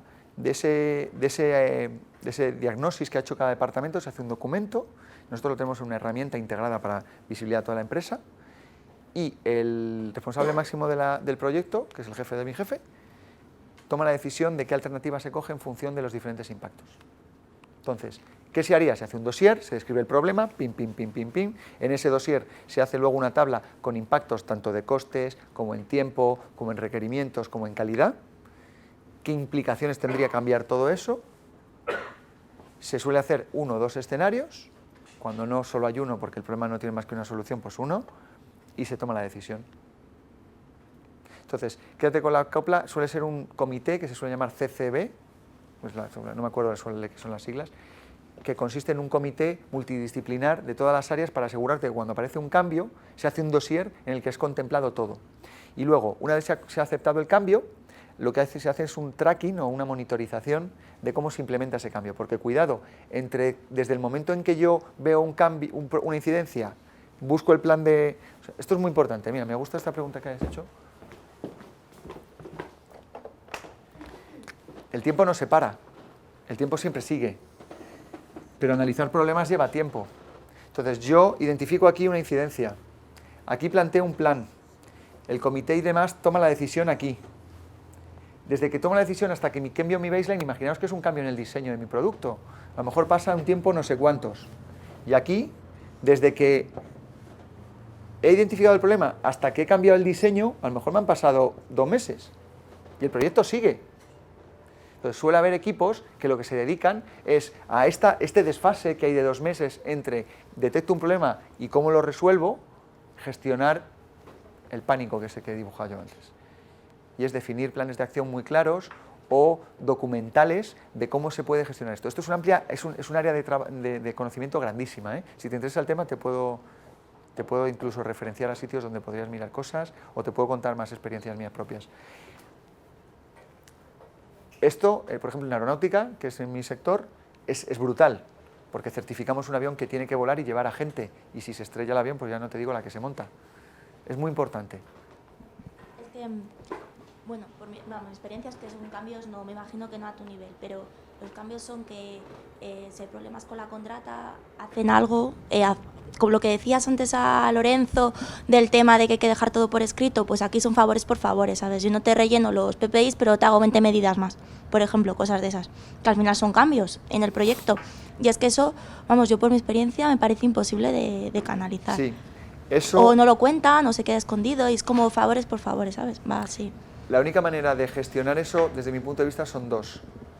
Una, modificando el ambiente en tu empresa de cuando se hacen esas cosas y luego se descubren, no te cargues al tío porque entonces la próxima vez no te lo vuelve a contar. No digo que lo hagáis, pero generar una cultura de empresa. porque lo que la gente piensa es que mejor me callo, si toda la vida lo he hecho así, mira, pim, pam, pam. Mira, mejor, mira, no te pongo esto en el producto, pero en cambio te hago lo otro y empezamos ya con no sé qué. Al cabo de 3 meses no te acuerdas ni de lo que has acordado, ni te acuerdas. No, mira, es como cuando te hacen obra en tu casa. No, mira, es que quería que aquí me pongas unos halógenos, el techo bajado. Mira, yo no te pongo los halógenos con el techo bajado, pero allí te pinto la pared de rojo y te pongo unas molduras que no sé qué. Y cuando te está poniendo las molduras te dice, mira, te la pinto de rojo, pero la moldura no, porque no tengo ya la moldura, entonces te voy a poner en la cocina un no sé qué al final y vas a hacer una obra en tu casa X y te han hecho el Palacio de Buckingham o te han hecho el no sé qué y no te has enterado. Cuando son dos cositas, está bien. ¿Cuál es el problema? Que si tú coges una disciplina de ese tipo, cuanto más grande la empresa y cuanto más complejo el proyecto, te mueres. ¿Cómo lo hacemos nosotros? Pues mira, mi experiencia es que no se puede controlar todo y se te va a escapar un mogollón de cosas. Entonces tienes que tener un poco de feeling de cuándo tienes que apretarle a la gente y realmente decirles que eso es inaceptable y cuándo perseguirlo, porque también tienes tiempo finito. Si te dedicas a perseguir eso no estás haciendo otra cosa. La primera manera, cultura de empresa y que la gente se acostumbre a trabajar de una determinada manera. Segunda, tú ponerte hitos para controlarlo. Nosotros, ¿qué hacemos? Los departamentos técnicos que gestionan contratos, cada cierto tiempo les obligamos a hacer revisión. Ponemos hitos de calidad, como te he dicho antes, quality gates les ponemos, de requerimientos frente a lo que me están entregando. Por ejemplo, si es el diseño de un utillaje, pues le pido que antes de que me entregue el utillaje, en la fase de diseño me entregue el diseño de ese útil que me va a hacer. No sea que el otro técnico le haya empezado a hacer el cambalache y cuando me llego empiezo a hacer tics en la revisión de todo lo que tiene que hacer ese útil y no hace ni la mitad. ¿Por qué no? Pero es que hace esta otra cosa. Dice, pues ese requerimiento no está aquí. Ya, pero es que lo hemos incluido hace poco. Mételo. Entonces se revisa la especificación, se vuelve a hacer la especificación. Mi opinión, repito, cultura de empresa, hitos y chequeos de calidad de esa actividad que está haciendo la gente. Pero claro, quitas flexibilidad, ¿eh? No hay fórmula mágica. Cuanto más la gente confíe en ti y más confíen en que haciendo las cosas bien les va mejor a ellos, esto sí que es un consejo. Si tú quieres que la gente haga cosas por ti, ahí va lo del liderazgo y gestionar personas, tienes que hacer que la gente haga las cosas que ellos creen que quieren, pero porque tú lo quieres. Entonces, me explico. Si tú consigues convencer a la gente que haciendo las cosas como tú dices que se tienen que hacer, ellos viven mejor, lo harán. O les tienen algún beneficio, si no, no lo harán. O sea, la gente por el miedo al final se le acaba acabando eso. Entonces, si tú convences a la gente de que trabajando bien luego tiene menos trabajo, porque al final del proyecto va a tener menos problemas incluso contigo, vas a ser menos plasta, vas a delegar más en él, o no le van a echar, o va a tener un complemento por desempeño mayor porque ha ido las cosas bien en un hito de entrega final de un producto. Ese tipo de cosas, la zanahoria, mucho mejor que el palo. ¿Vale? ¿Más preguntas? ¿Queréis hacer alguna pregunta? Me ha parecido que levantáis la mano alguno por ahí, ¿no? Bien. Vamos a ver un ejemplo de monitorización y control. Veréis, el control está muy de moda ahora hacer la gestión de proyectos con lo que se llama gestión del valor ganado o Earned Value Management, EVM, para los que os gusta el inglés. ¿De qué va esto? Voy a intentar explicaroslo de una manera muy sencilla. Cualquier duda, no dudéis en pararme. Normalmente el seguimiento simple de costes se hace de la siguiente manera. Yo tengo una baseline, un valor planeado, que os he enseñado antes en una gráfica, y digo, pues esto es lo que yo me espero gastar a lo largo del año. Y luego yo a lo largo del año, pues en hitos exactos y precisos, pues normalmente cogiendo información del típico SAP o similar, sé cuánto he gastado, reviso y digo, pues tanto.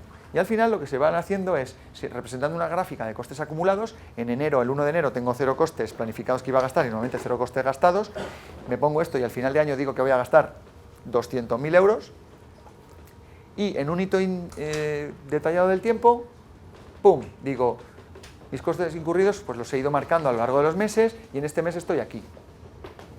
Pregunta, ¿ese proyecto va bien o va mal? ¿Eh?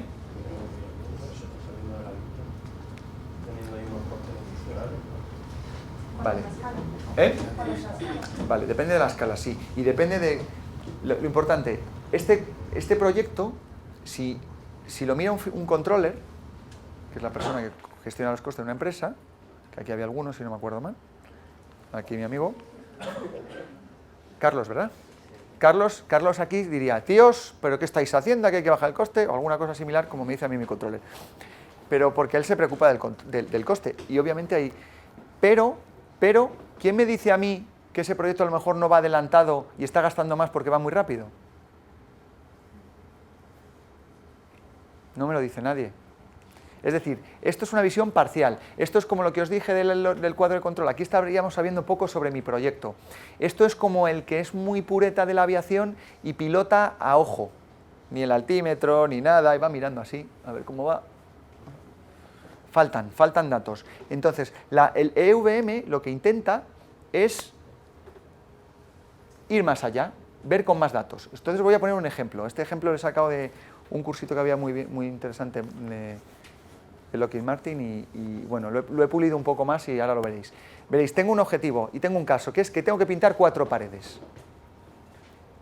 Y como soy muy pureta y me encanta la gestión de proyectos, y a mí esto es que lo aplico a todo. Digo, voy a hacer mi gestión de proyectos con mis 4 paredes pintadas. Y digo, bueno, ¿y cómo lo voy a hacer? Bueno, pues voy a utilizar un cubo por pared. Se tarda 1 hora en pintar cada pared. Y los costes son 25 euros por cada cubo de pintura y como he puesto ahí, se utiliza un cubo por pared y no voy a tener en cuenta los costes de la mano de obra, por eso soy yo el que lo pinta. Total, soy yo, no voy a decir que me cobro, no me voy a pagar a mí mismo, yo voy a pintar paredes.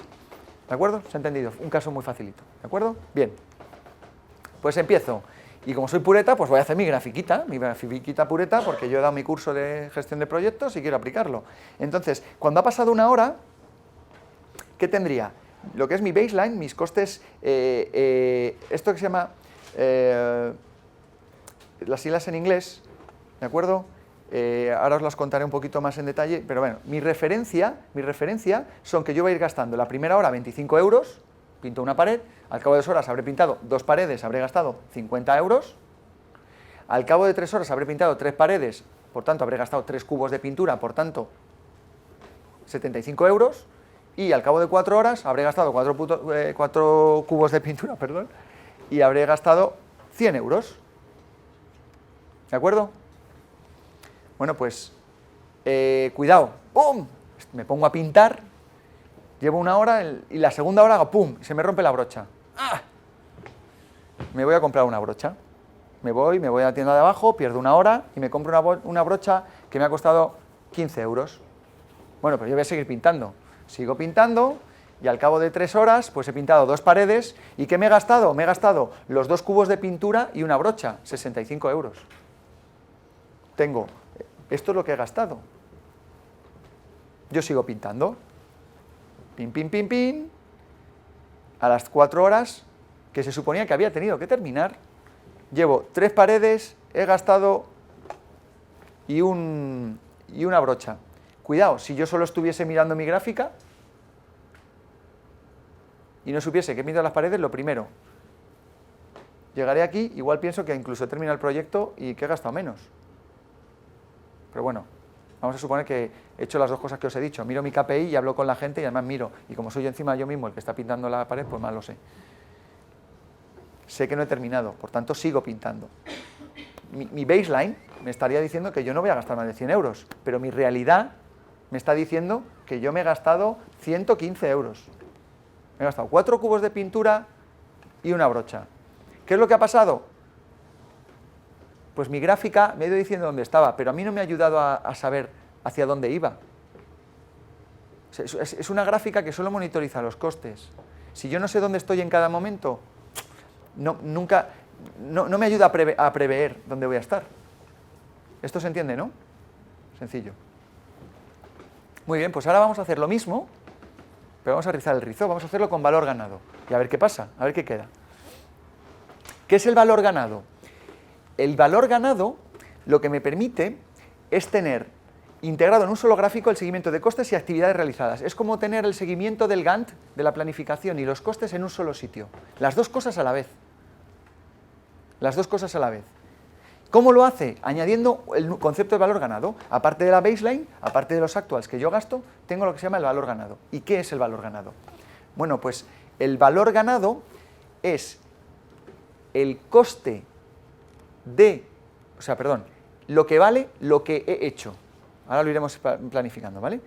Es decir, el valor ganado va a ser un valor que me dice cuánto vale aquello que he hecho. Es decir, Si han pasado 3 horas y yo he pintado 2 paredes, mi valor ganado son 50 euros, porque he pintado 2 paredes, aunque lleve 3 horas y mi baseline me diga que tenía que haber gastado 75. Ahora lo veréis, ¿eh? Entonces, al final lo que estamos haciendo es, si yo tengo una idea de dónde está mi valor ganado, seré capaz de ver, si referenciando mi valor ganado frente a mi baseline, qué desviación tengo en planificación y comparándolo con la desviación, con el actuals, con lo que he gastado, cuánto tengo de desviación de costes. ¿Por qué? Si lo que yo he hecho vale esto y yo he gastado tanto, la diferencia entre lo que he hecho y lo que he gastado es mi desviación de costes. Si lo que yo he hecho vale tanto y lo que yo había planificado es estar aquí, quiere decir que voy adelantado en planificación. Lo vamos a ver despacito, ¿vale? Os introduzco el concepto y ya lo vemos pasito a paso. Esta es la única parte más pureta de lo que voy a contar hoy. Voy a intentar explicarlo despacito para que os queden claros los conceptos. Los conceptos básicos de valor ganado son los siguientes. Mi baseline, que en inglés la llaman Budgeted Cost for Work Scheduled, ¿vale? Baseline. Para simplificarlo vamos a llamar en las diferentes gráficas PV, que es Planned Value, pero bueno, lo veréis, en rojo siempre en rojo. Valor ganado se llama Budgeted Cost for Work Performed, es decir, cuánto cuesta lo que yo he hecho, performed, lo que he realizado. Y por último, Actual Cost, que es lo que cuesta, lo que he gastado, lo que he gastado directamente, esto es lo que he gastado. Y luego, a partir de estos 3 conceptos, empezamos a jugar y a sacar parámetros. ¿Qué parámetros podemos sacar? Lo que se llama la variancia de planificación, Scheduled Variance. Tendríamos 2 tipos de mirarlo, con una resta, es decir, Scheduled Variance, la nominal es siempre coger el Budgeted Cost for Work Performed, es decir, lo que he realizado, el valor ganado, le resto lo que había planificado que iba a hacer. Repito, tranquilos, porque vamos a ver el efecto de la pintura muy despacito, ¿eh? Yo aquí os explico primero los conceptos y luego iremos viendo el ejemplo. Y luego, el Schedule Performance Index sería dividir el valor ganado por lo que tenía planificado. Al final lo que estoy haciendo es ver en valor absoluto qué diferencia hay entre mi valor ganado y lo que yo tenía planificado y ver en porcentaje o en tanto por uno qué diferencia hay entre mi valor ganado y lo que había planificado. ¿De acuerdo? Es decir, lo que tengo, lo que cuesta lo que he hecho frente a lo que había planificado que tendría que tener en ese momento. Acordaros, el valor ganado es lo que he hecho, cuánto cuesta lo que he conseguido. Si he pintado una pared, la pared vale 25 euros porque me he gastado un bote de pintura. Si he pintado 2, 50. Independientemente del dinero que haya gastado en brochas, en irme de parranda por ahí, o si me he quedado con mi amigo Juan a tomarme unas cervezas. ¿De acuerdo? Y luego, la variancia en costes se puede hacer igual, en valor absoluto, comparando el valor ganado siempre, restado a lo que he gastado, y en tanto por uno porcentaje. Y eso lo que me permite es saber cómo voy. Y luego tenemos una serie de nuevos variables que lo que me permite es estimar a futuro, que son estas de aquí, que le llaman en Independent Estimate at Completion. Pero bueno, esto lo seguiremos viendo, no quiero saturaros ahora demasiado con definiciones matemáticas. Al final, lo que nos tenemos que quedar es que yo tengo mi valor ganado y lo puedo comparar tanto con mi baseline de costes como con mis costes gastados, ¿de acuerdo? Entonces, vamos a coger nuestro caso de la pintura y vamos a verlo muy despacito para ver si entendemos todos qué es cada variable y para qué sirve esta herramienta, porque al final, complicarme la vida inventándome estos rollos, pues si no me sirve para nada, pues tampoco tendría mucho sentido, pero sí que sirve. Empezamos. Vamos a hacer la siguiente tablita, y aquí es donde quiero que estéis muy atentos. Vamos a hacer una tablita en la que voy a ir poniendo el tiempo, vamos a ir monitorizando cómo evolucionaba mi proyecto, y ponemos primero los incurridos, el valor ganado. Para simplificar he puesto estas letritas que son más fáciles que el rollo este en inglés. PV, que es Planned Value, Actual Cost y Earned Value. Perdonad, pero la documentación que hay de esto es casi toda en inglés y lo tengo en inglés. Esto es lo que hace mi proyecto en azul y en verde son las diferentes variables que vamos a ir sacando para ver qué me dice esta metodología. Tenemos la desviación en costes, que es Cost Variance, que es el valor ganado menos los actual cost, menos lo que gasto. El Cost Performance, que es lo mismo que antes pero con división. ¿Vale? Desviación en planificación, que lo que hago es coger el valor ganado y restarle el valor planificado. Luego, estimación pendiente. Esto lo que me dice es value at completion, que es el coste total del proyecto. En el caso de la pintura son siempre 100. Yo he estimado que el proyecto me va a costar 100. Le resto mi valor ganado. Es decir, si tengo que mi proyecto al final cuesta 100 y he pintado una pared que vale 25, 100 menos 25 me dice que mi estimación pendiente es que todavía me queda 75 euros para terminar mi proyecto. El valor de lo que me queda por hacer es 75 euros. Mi estimación final, con todos estos parámetros de aquí, este método me permite hacer extrapolaciones de cómo lo voy a hacer de bien o mal al final y cuánto voy a haber gastado al final. Esto es lo potente de este método. Una de las cosas más potentes de este método es que me permite, en función de cómo voy evolucionando, ya lo veréis, hacia dónde voy. Lo que tendríamos sería AC, que son los actual cost, le sumo el ETC, que es esto, la estimación pendiente, a lo que he gastado le sumo lo que me queda por hacer. Y este de aquí, lo que haría sería, los costes le sumo lo que me queda por hacer variado por el coeficiente de performance que veis aquí en costes. Es decir, si estoy siendo muy malo en hacer las cosas en tanto por uno, al dividirlo por el TC, lo que me va a hacer este parámetro es decirme que voy a gastar mucho más. Ahora lo veréis en el caso. Os ha quedado más o menos claro los conceptos, ¿verdad? Entonces empezamos a jugar. Pintamos, primera pared, pintamos, todo va sobre ruedas.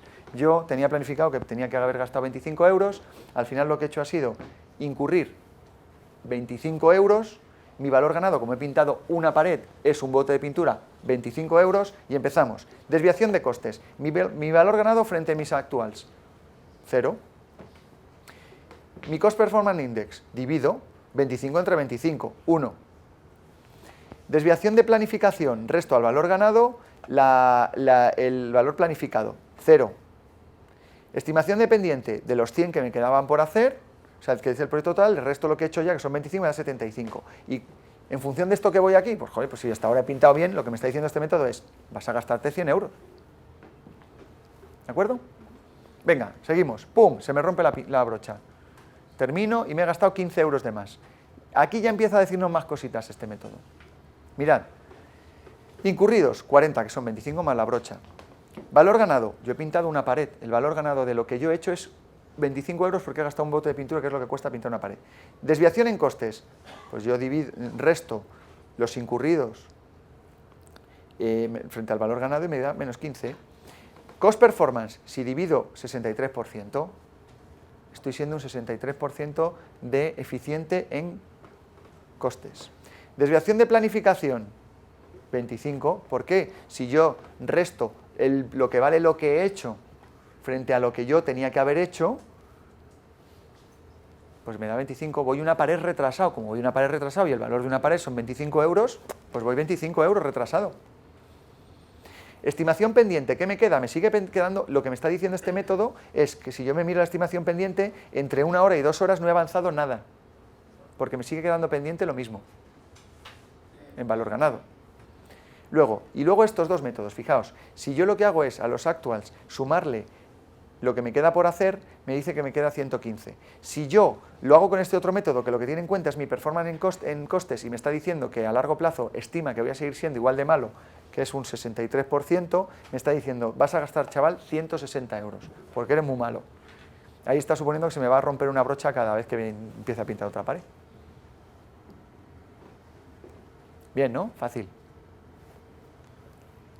Entonces, lo que he estado diciendo hasta ahora, al final la diferencia que hay entre el valor ganado y la desviación y los actuals me da la desviación en costes. ¿Por qué? Esto es lo que he hecho cuesta esto, pero yo me he gastado tanto, que es el coste de la brocha, mi extra coste viene el coste de la brocha, y la desviación en planificación es mi valor ganado frente a lo que tenía planificado, lo que me está diciendo es mi desviación en planificación. Y lo que me está diciendo esto es más, si yo me cojo y digo que mi valor ganado está aquí y lo comparo en qué momento está planificado que yo estuviese a este nivel, lo que me está diciendo es que llevo 1 hora de retraso. ¿Lo veis? Sigo.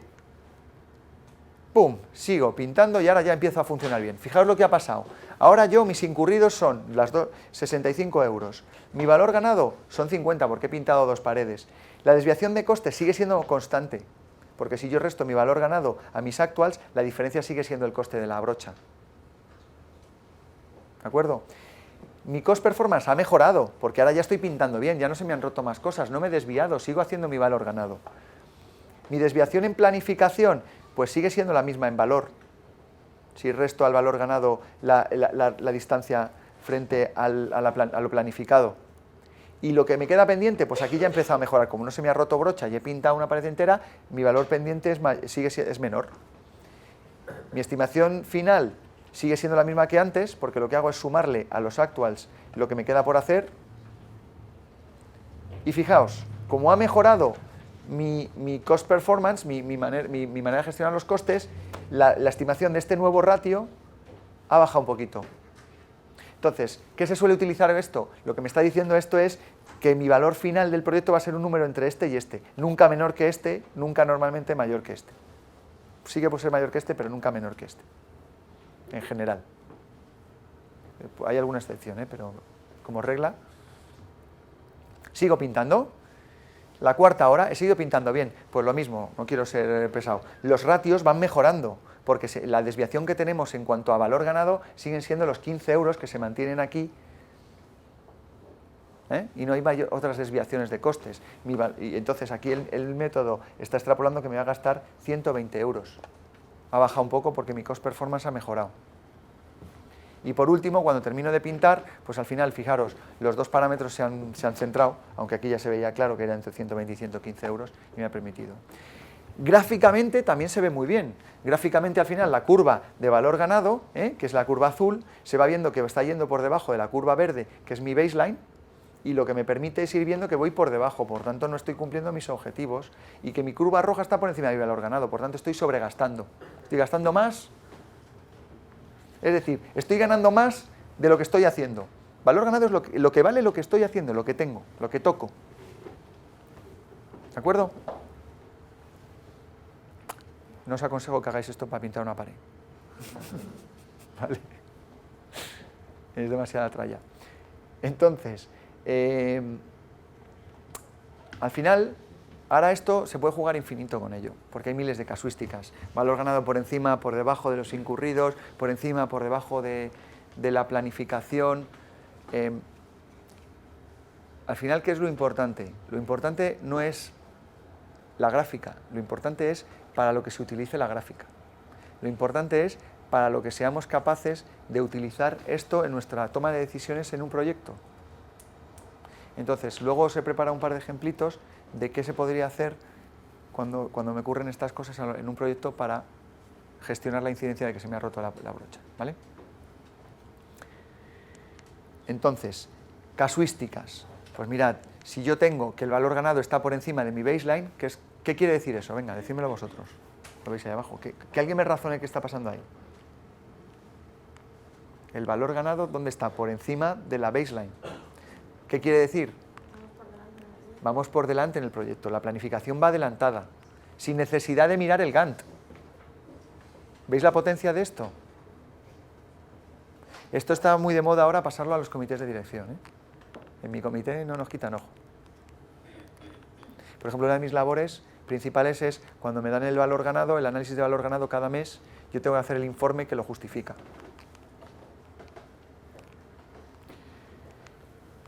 Entonces, la desviación en planificación es esa. Si yo quisiese saber cuánto de adelantado voy en mi planificación, ¿qué es lo que haría?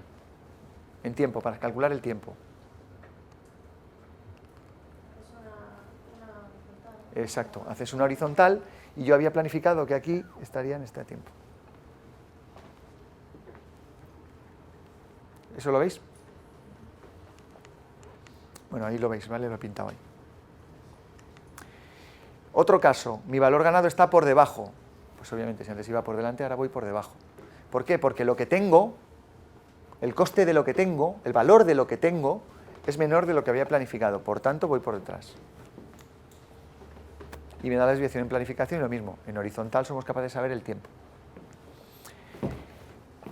Vamos a ver entonces, para la desviación en costes, lo mismo. Siempre, ¿qué es lo que se hace? Se le resta el valor ganado menos contra lo que quiero comparar. Si comparo frente a los actuals, a los incurridos de mi proyecto, lo que tendré será que si me queda por debajo el valor ganado, ¿qué quiere decir? Tengo un sobrecoste. ¿Por qué? Porque lo que yo he hecho, lo que tengo en las manos, vale X, está presupuestado por X. Pero lo que yo he gastado realmente es esto. Entonces, este tipo de desviaciones, ¿por qué creéis que puede ser? ¿Cómo se justificaría eso? Por ejemplo, entonces, a ver, mal presupuestado, es una opción. Venga, alguien, más opciones. ¿Eh? Incidencias, como el que habéis visto. Se me rompe maquinaria, se me puede pasar infinitas cosas. Está indicando que me cuesta más por hacer lo que yo he hecho. Y suele ser por dos tipos principales, o mala estimación o incidencias. Si lo que yo he incurrido está por debajo de lo que es mi valor ganado, ¿qué razones puede haber aquí?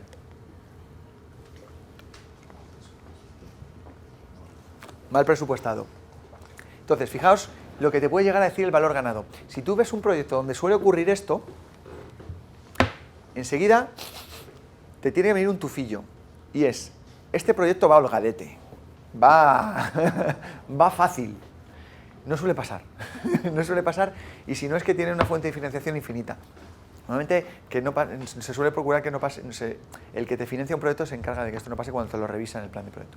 Otra razón por la que puede estar pasando esto. Porque no hay unas incidencias previstas. Había un margen por incidencias que no se puede gastar. Exactamente. Es un poco en línea con lo otro. Sí, iba holgado, ibas cómodo con las incidencias, sí. Ahora voy a ponerme un caso positivo. ¿Qué podría estar pasando aquí? Puede haber bajado el costo de un material. Por ejemplo, los costes para los materiales o similar pueden estar bajando, es decir, movimientos del mercado. Y hay una tercera razón. Me habéis dicho, el tema de voy holgado, las incidencias y demás, los costes. Hay una que la gente solo suele ocurrir porque es demasiado optimista. La gente es muy buena, tiene muy buena productividad. Me explico, yo puedo haber hecho una estimación de tiempos estándar para sacar planos con un nivel medio de gente de 8 años de experiencia, con unas performances determinadas y que sacan tal. Al final ha habido una serie de movimientos y yo he conseguido que en mi departamento haya 8 tíos que son senior y llevan 20 años haciendo planos. Y además que han hecho planos parecidos en los últimos proyectos como churros. ¡Pum, pum, pum! Lo sacan como churros. Sobre productividad. Son muy buenos a lo mejor. Intento poneros también lo positivo, que no siempre es por cosas malas. Entonces eso sería la desviación en costes. Al final, el resumen es que yo, con una curva de valor ganado, soy capaz de tener la visión global de todo lo que estábamos hablando, tanto de planificación como costes. Y ya os cuento para la performance de equipos y visibilidad de proyectos.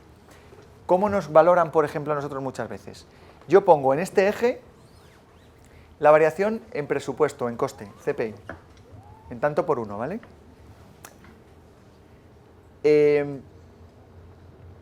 Aquí,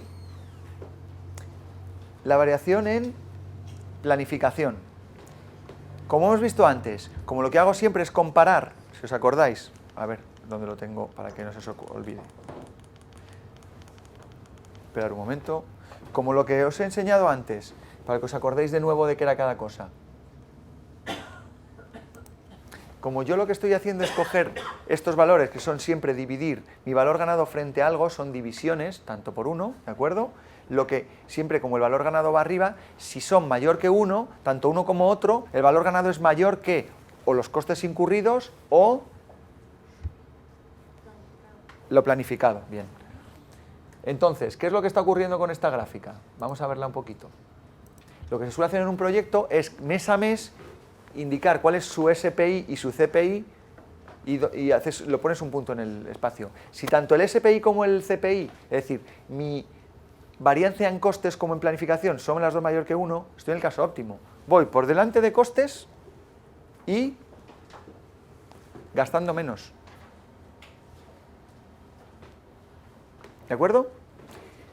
Ahora, me puede ocurrir que mi SPI, es decir, mi Schedule Variance, sea menor que 1 y mi SPI, es decir, mi Budget Variance, sea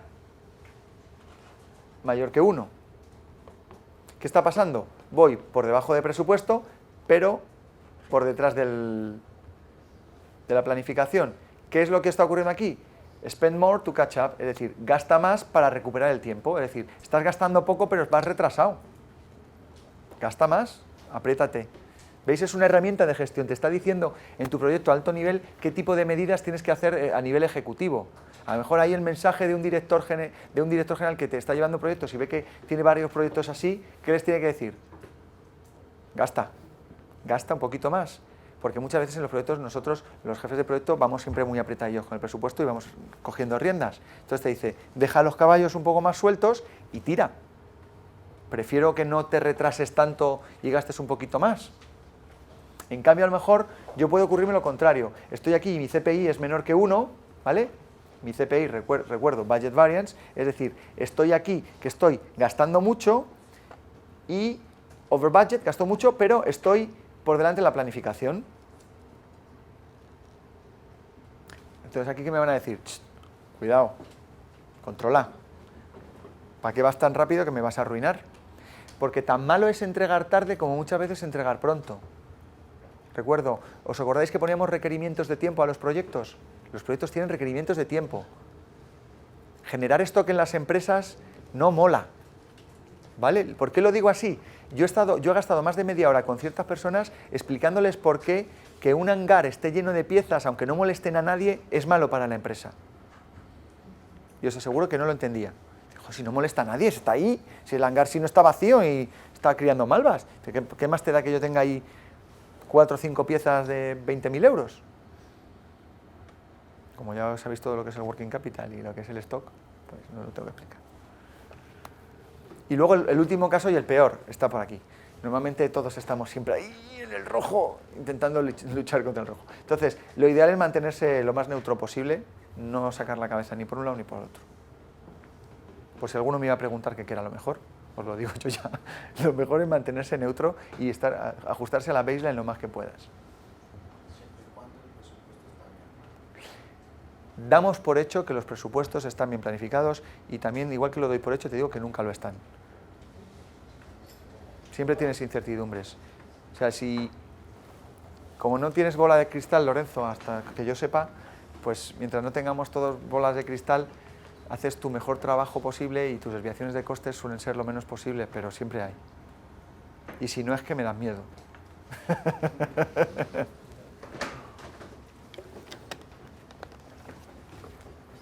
Venga. Y luego lo último, pues con esos parametrillos, ¿qué es lo que suelen hacer mis controllers? Pues ya me tienen pillado por todos lados, porque ahora lo que hacen es que ¡claca! Y suelen con el índice ese, empiezan a hacer estimaciones y me sacan dónde voy a llegar a fin de año. Entonces mi jefe ya no solo me machaca en diciembre, sino que a lo largo de todo el año me machaca. Y suelen hacer estas revisiones, dependiendo de la empresa, entre cada 3 meses o cada 6. O cada mes, dependiendo de lo mal que vaya el proyecto, o lo bien. Te sacan el índice todos los meses, pero otra cosa es que te pongan delante de jefazos a justificar. A mí, mínimo cada 3 meses. Y vamos a dar una vueltecita de tuerca más antes de haceros el descanso. Hoy estoy alargando un poquillo por nuestros amigos del streaming y os doy el descanso ahora en punto. Vamos a ver un poco cómo ligamos esto ya para cerrar el círculo con la parte de riesgos. Vamos a ver cómo se gestionaría un proyecto como este y mezclado con los riesgos. ¿Qué riesgo tiene este proyecto? Vamos a pintar la pared. ¿Qué riesgo tiene? Recuerdo al enunciado, no os inventéis nada. ¿Qué riesgo habéis visto que tiene este proyecto? Antes de empezar, que ya habéis visto qué ha ocurrido durante el proyecto. Que se rompa la brocha. Es un riesgo. Que tú, si ya has pintado varias veces y eres un pintor, sabes que se te puede romper. Bueno, pues yo, porque soy muy listo y lo que sea, pues digo, pues mira, le voy a poner una severidad de impacto, le voy a poner que es alta, porque si se me rompe la brocha no puedo seguir pintando. Como puedo comprar otra brocha y existe la posibilidad, pues le voy a poner que severidad es alta, porque no se me va a hacer puñetas lo de pintar mi habitación. Puedo hacer cosas, pero es alta. Y la probabilidad, pues mira, por la calidad de brocha que estoy comprando, pues le voy a decir que es media. ¿Quién me dice un plan de acción que reduzca la probabilidad de que me ocurra que se me rompe la brocha. Venga, yo sé que el micrófono da un poco de miedo, pero decidme alguien algo, venga.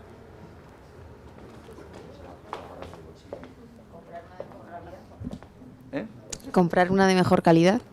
Bien. Tener una de repuesto. Espera.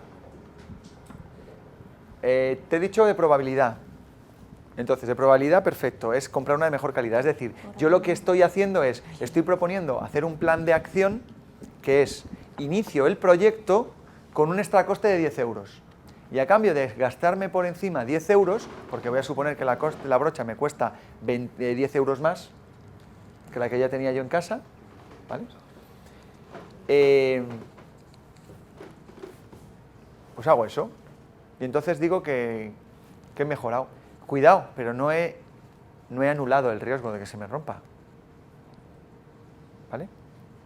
Venga, otro tipo de acción. Ahora quiero una que me quite la severidad del impacto. De mitigación, venga. Tener de repuesto. Bien. Tenemos otra que es, me compro una de repuesto. Una de repuesto cuesta, en vez de ser la que cuesta, la otra cuesta 10 euros más, pero esta no, esta me gasto 15 euros porque tengo otra brocha. Pues esta me cuesta 15 euros quedarme en una severidad baja. Y ahora aquí está el quid de la cuestión. Ahora yo, como responsable del proyecto o financiador del proyecto, tendré que saber qué prefiero, o tener dos brochas y gastarme más 15 euros en el proyecto, o tener una sola brocha mejor y gastarme más 10 euros en el proyecto, o jugármela. Esto que en la pared es una tontería, si tienes 8 riesgos, cada uno con 100.000 en cada plan de acción y con un proyecto de 1 millón de euros, pues hay que jugar con ellos y te la juegas menos. Estos de aquí arriba te asegura de que te lo gastas lo que haga falta para que no ocurran, y estos de abajo, pues en algunos te la juegas, en otros no. Esto es como lo que os dije el primer día, esto es como lo de los platillos chinos, eres el chino con los platillos y estás así, y como tienes 4 extremidades, pues los platillos los mueves con las que tienes, pero más no. Es decir, no se puede gestionar 500 riesgos. O sea, la gente que de repente llega y empieza, es muy miedosa y pim, pim, pim, pim, todo. No, no se puede gestionar todo. Entonces, si tienes todo lleno de riesgos, lo que tienes es un plan que es un poco desastre. O no te fías de tu equipo, o de ti mismo, no te fías. ¿De acuerdo? Y esta es la parte que tengo intención de daros para después. Después, en la segunda parte de la clase, lo que veremos es, en vez de gestionar los riesgos, lo que voy a hacer es gestionar incidencias. Y os voy a poner una serie de ejemplos en cómo puedo gestionar la incidencia cuando me ocurra. Porque la incidencia, como la hemos gestionado en este caso, ha sido comprando una brocha y hemos perdido 1 hora. Pero hay más formas de gestionar la incidencia, hay muchas formas. Y os voy a intentar enseñar en la siguiente parte de la clase cómo gestiono las incidencias de diferentes maneras y cómo quedaría la curva de valor ganado en esa incidencia. Y para que veáis cómo me va proyectando el valor ganado, cómo puedo acabar tomando decisiones y verlas con la herramienta esta del valor ganado. ¿De acuerdo? Pues bueno, son -5. Dejamos aquí el break. Y si os parece, nos vemos en... O sea que igual estoy cansado. Son -10 pasadas. Hay 10, nos vemos. Venga, gracias.